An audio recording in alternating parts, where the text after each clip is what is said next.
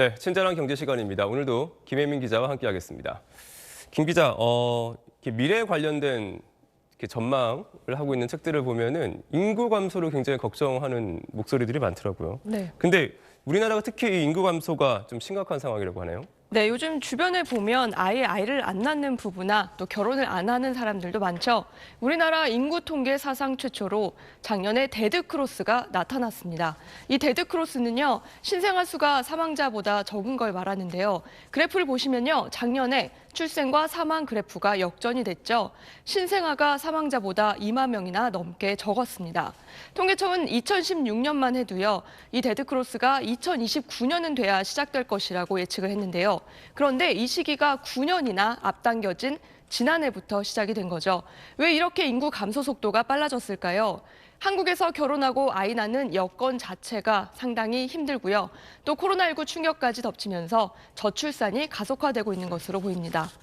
네, 그럼 이런 인구 감소가 이제 어떤 영향을 미치는지 한번 좀 살펴봐야 될 것 같은데 일단 경제 성장률에 영향을 미친다고요? 네, 맞습니다. 고령화 때문인데요. 이렇게 출생률이 줄면 자연히 고령화도 심해지겠죠.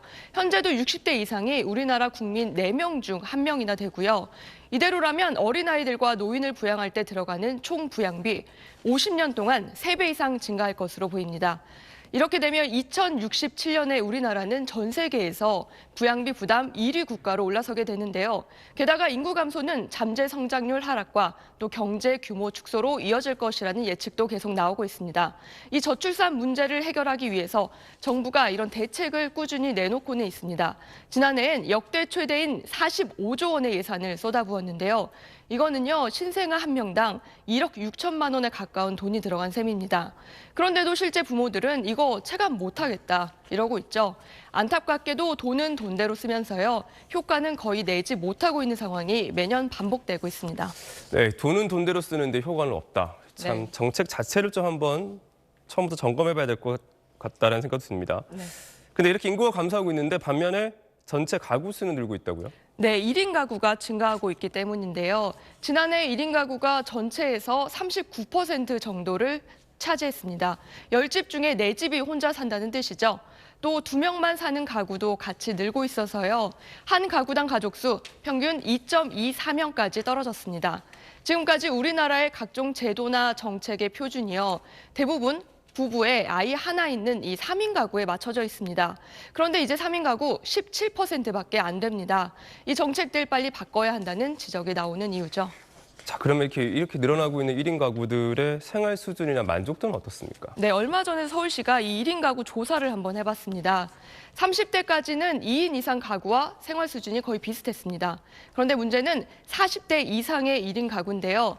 상용직, 그러니까 고용 계약 기간이 1년 이상인 근로자가 2인 이상 가구보다 훨씬 적었습니다.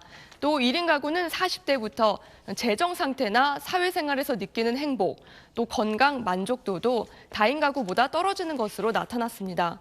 그런데도 혼자 사는 사람들의 62%는요, 계속해서 혼자 살고 싶어 했습니다. 그 이유를 물었더니요, 10명 중 7명이 간섭받지 않고 독립된 생활을 할 수 있기 때문이라고 답했습니다. 또 혼자 사는 사람들은 주거 안정 지원이 가장 절실하고요, 기본소득 유지도 필요하다고 답했습니다. 네, 김 기자 마지막 소식으로 술과 담배가 많이 팔렸다고요? 네, 얼마 전에 자료를 발표했는데요. 우리나라 사람들이 요즘에 술과 담배에 쓴 돈이 역대 가장 많았다고 합니다. 지난해 3분기에 술과 담배 지출액이 4조 2,900억 원을 넘었는데요. 이건요, 1970년 한국은행이 관련 통계를 낸 이후에 가장 많은 액수입니다. 이런 현상은 아무래도 코로나19의 영향이 크겠죠. 경제난과 코로나 블루로 극심한 스트레스를 받는 사람들이 늘어나면서 이렇게 술과 담배를 많이 소비하는 것으로 추정이 됩니다. 1997년 외환위기 다들 기억하시죠?